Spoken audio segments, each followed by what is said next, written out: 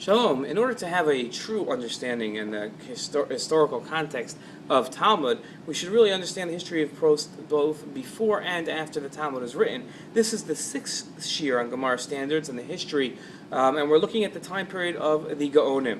The Geonim lived mostly in Bavel between the years 550 to 1040 CE.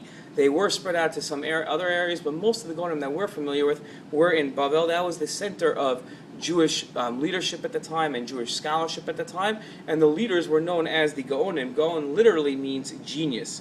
The Geonim were the first people to write commentaries, straight commentaries on the Torah, on Gemara, on philosophy, and with halacha responsa. Halachic responsa is where people living all over the world would write a question on halacha to the Geonim, and they would write it back. In Hebrew, we call these shilos and shuvos, questions and answers. In English, we refer to them as responsa. The Geonim were the first ones to really issue responsa. Before this period of time, most of the writings that we have were recorded in the Gemara. There were few commentaries on anything at that point.